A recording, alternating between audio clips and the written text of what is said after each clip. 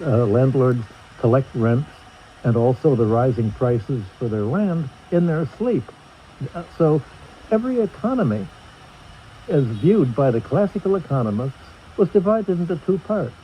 There was a production part of the economy, and then there was a rentier part of the economy, the property relations and credit relations and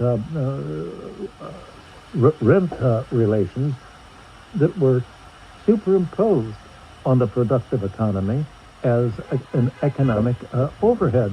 And the idea of the industrial economy was to bring prices in line with the actual cost value as little as possible, and that was what was going to make economies more successful and make industrial capitalism so much more powerful.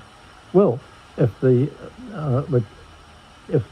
Corn Laws continued to block lower-priced imports, that was going to keep food prices up and hence the subsistence wage, and that would discourage new investment.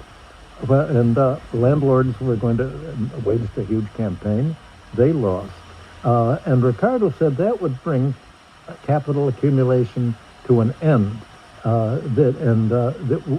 He wrote, capital can then not yield any profit whatsoever, and no additional labor can be demanded, and consequently population will have reached its highest point.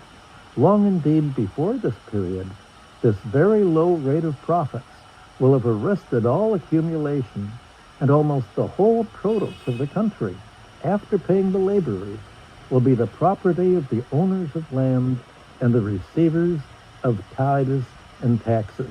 And the taxes were mainly to pay financial charges.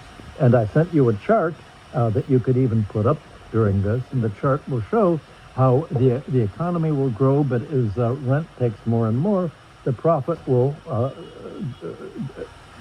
fall to a point where it's utterly extinguished, and without profits, there's no incentive for industrialists to invest. And Ricardo wrote all this in his chapter on profits in his book on the principles of political economy and taxation. And in the Destiny of Civilization, I discuss in more detail the reform program of industrial capitalism. And the point of writing my book on civilization is there are two kinds of economies. We're no longer in an industrial capitalist economy. And most people call our economy capitalist, but it's not the industrial capitalism that was discussed in the 19th century, or what Marx meant in Capital, or what Werner Sombart meant when he coined the word capitalism in the 1920s. It's finance capitalism. And the financial sector now backs the monopoly interests and the rentier interests and the real estate interests. And you've had land no longer belonging to a hereditary monopoly. Anybody can buy a house or a commercial building, but they have to go into debt to do it. And the land rent is all paid to the banker, not to a landlord class anymore.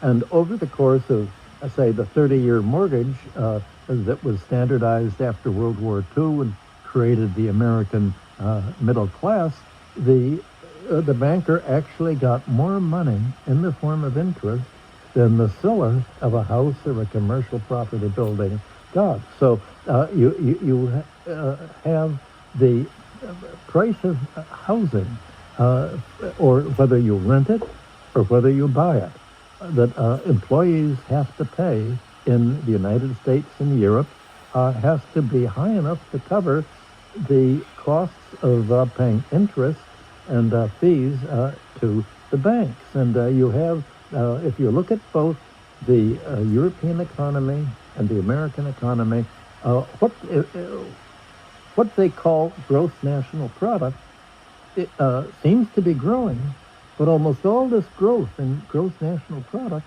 is rentier income. Interest is charged as providing a service, and late fees for banks for credit cards Wow. that are higher than the I got a interest lot of rate those services. charged are providing a service. And monopoly prices are all included in GDP. And so there's very less of product in gross domestic product and more of economic overhead. Well, how did this come That's about? insane. Yeah. By But, the well, late 19th century, tell them.